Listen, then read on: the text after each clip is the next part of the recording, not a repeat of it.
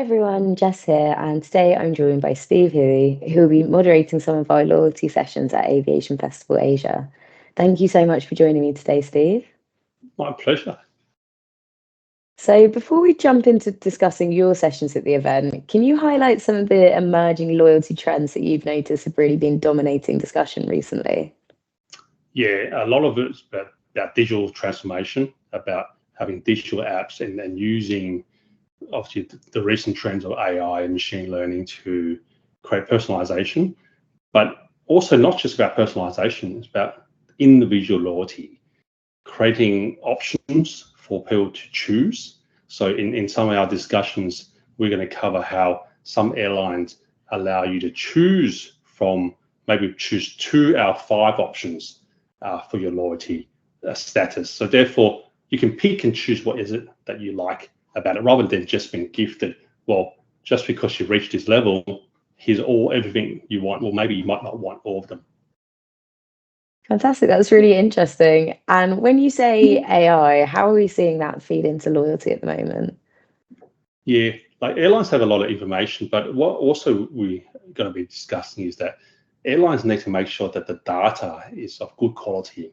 So the data coming from all these different places, but unless it's all been matched and cleaned and good quality, then you can't fully use it yet. And I think I've got to feel that most airlines are still getting the data quality to a good enough state before they can unleash everything. So that's why we're probably not seeing the full extent of what's possible just yet. Fantastic. So lots to look forward to in the near future then. And at the event, you've got some really exciting sessions lined up, and they touch on the likes of next gen features and leveraging personalization, as you say. Are you able to give us a little bit of insight into what the audience can look forward to hearing about during these?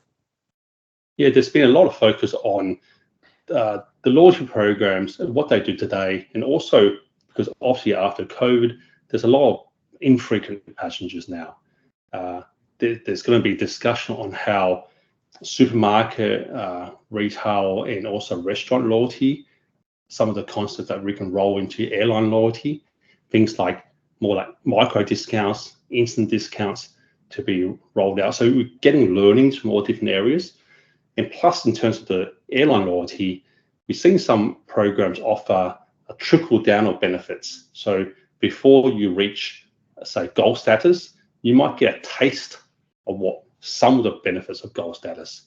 And same to the next level, before you reach platinum, you get a taste of what's there. So therefore, you know exactly what's possible.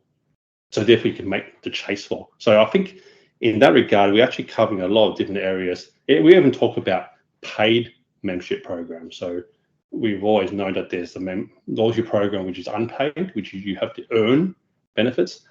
But there's also paid membership programs where you're buying a bundle of benefits for monthly or annual membership. That's really interesting. And are there any other particular highlights for you that you've got coming up? Yeah, I really quite like how they also, I guess all airlines are thinking about sort of customer first, customer centric. But of course, there's the business side of it. But the business side is making sure that the loyalty program works for both sides. So maybe actually we'll have a discussion in like what is a valuable customer for an airline. In the past, we know it's the frequent flyer, but actually now with all these different sources of earning income through partners, credit cards, and retail, it's going to be an interesting discussion about who is actually the most valuable customer today. It could be someone who does not actually fly, but earns a lot of points and then uses them once in a while. That's a really interesting idea that the next big customer that loyalty schemes can be sort of targeting are the ones who aren't necessarily the flyers. That almost feels like a contradiction in itself, doesn't it? But that's a great point you made. Thank you so much for sharing your insights, Steve. I won't ask you to share any more before the event, so people will have to come to your sessions and see what there is to hear. But I really look forward to being in the audience for some of these. Oh yeah, I'm really excited too. We have two great panels, interview, and yeah, so there's lots to explore. Fantastic. Well, I'll see you there. See you.